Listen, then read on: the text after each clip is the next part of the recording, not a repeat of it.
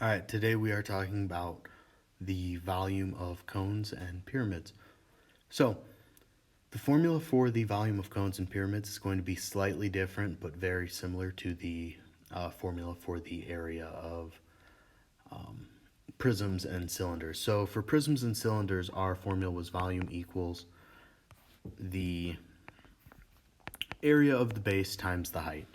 Now, today, our formula, like I said, is going to be slightly different. Our formula today is going to be volume equals 1/3 the area of the base times the height. So it's the same as yesterday. All we're doing is tacking a 1/3 onto the front of it. And for those of you who have calculators in which it is a challenge to type in a fraction, especially a fraction of 1/3 where you can't really just make it a decimal, what I would recommend you do is I would say volume equals the area of the base times the height divided by 3. Because multiplying by 1/3 and dividing by 3 are the same. They give you the same quotient or the same product. So let's get into some examples. So number one, we have a square pyramid in which the base has a side length of 3. And like we said, it was a square. So that means both sides are 3. So the area of our base is going to be 3 times 3, or the area of our base is going to be 9 inches squared. So now all that is left to do for us is we need to multiply the area of our base, which is 9, times our height, which is 7, and then divide that all by 3 to get our volume. So 9 times 7 is going to be 63 divided by 3, 63 divided by 3, which is going to equal 21. So our final answer would be 21 inches cubed. Reminder, when we're talking volume, we're talking cubic inches, so we always have to have that little 3 up top. So going on to the next one, we have a second square pyramid. So we have an 8 by 8 base with a height of 6.5. So let's find the area of our base, which is of course going to be length times width, or 8 times 8, or 8 squared, however you choose to note it when you're finding the area of a square. So we would have 8 times 8, or the area of the base would be 64 feet squared. So now all we have to do is we have to say the volume equals 64 times our height, 6.5, divided by 3. So 64 times 6.5 equals 416. So 416 divided by 3,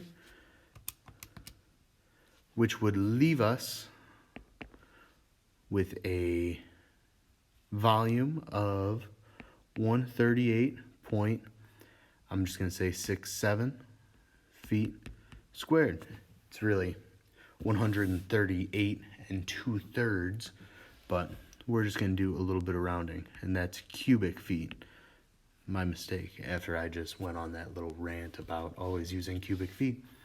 All right, so now we get to cones, which cones use the same formula as pyramids. However, just as with cylinders and prisms, the difference is that our base is now a circle.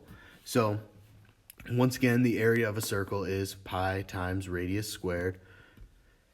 And in this first example, our radius is 5. So let's find the area of our base, which we said would be pi times our radius, which is 5, squared. So the area of our base is going to be 25 pi. Now, what we have to do to find our volume, we have to multiply 25 pi times our height of 12, and then divide that whole thing by 3.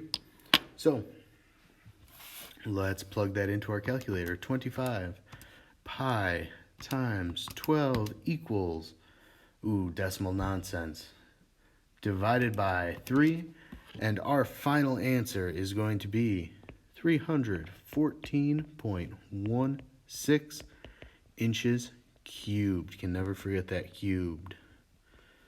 All right, and our final problem, we're going to go through it the same way. So we're going to say the area of the base equals pi times our radius, which in this case is 8 squared. So the area of our base is going to be 64 times pi, which we can enter in our calculator and get a decimal approximation now.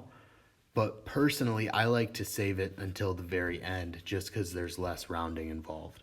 So now our volume is going to be the area of our base, which we said was 64 pi, times our height, which in this case is 15, and then that whole thing divided by 3, or times 1/3 if you prefer that way.